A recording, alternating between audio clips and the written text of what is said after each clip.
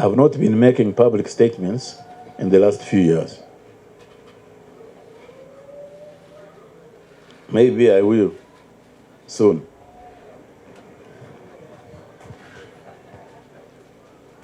Maybe I will be soon speaking out on matters of public concern.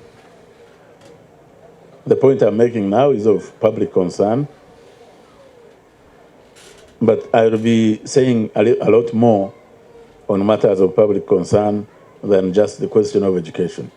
But I wanted to use this opportunity when you are launching your daycare center and your primary school to make that critical point. But when I do, I will then address a few issues that concern our nation in various fields. On this occasion, however, let me address one point. This is a point about leadership.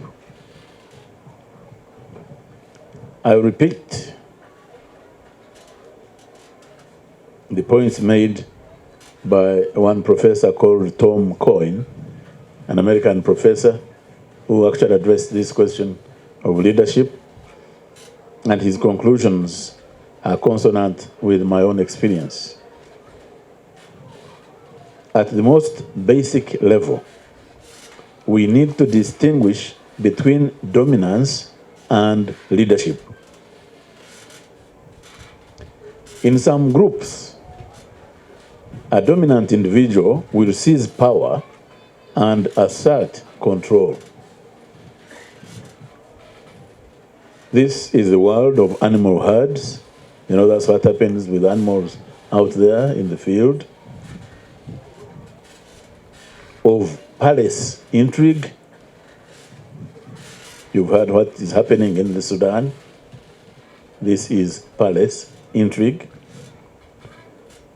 Authoritarian dictatorships and mafia families that we hear of in Stephen Shebeli's country, America, and Europe, and maybe here as well, seizes power and exercises control. However, while these situations all make for great television, dominance isn't leadership. I want to repeat this. Dominance is not leadership.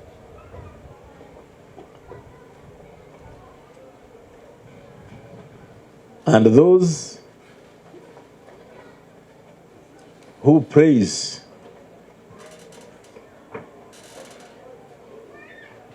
powerful leaders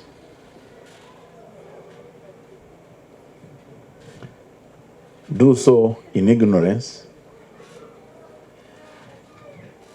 of what actually happens or what needs to happen for societies or families to progress.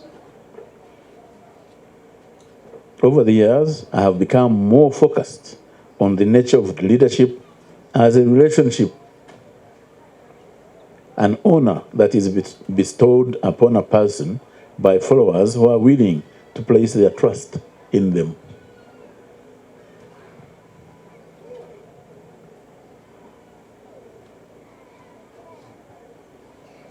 The key question thus becomes, what are the qualities in a person that cause others to trust him or her with the leadership of their group? Framed this way, the question becomes timeless and as applicable to hunter-gatherer groups. You know, hunter-gatherer groups started in East Africa because the whole life started in East Africa. The Shebelis came from East Africa, moved on to Europe, moved to America. They are beginning to come back.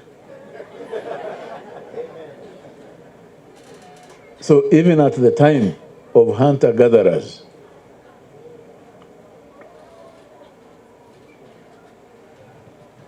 that was the question. It was applicable then, as it is today, to military, to government, to non-profit or corporate groups. Based on my studies and experience over the years, there are three key traits people require in order to bestow the mantle of leadership on someone. First, people look for integrity,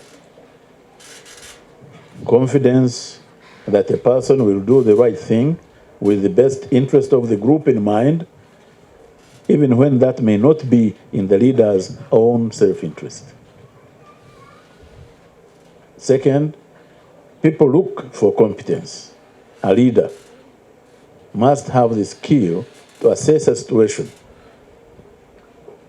and either directly take or indirectly organize the sequence decisions and actions required to ensure the group's survival and the achievements of its larger goals.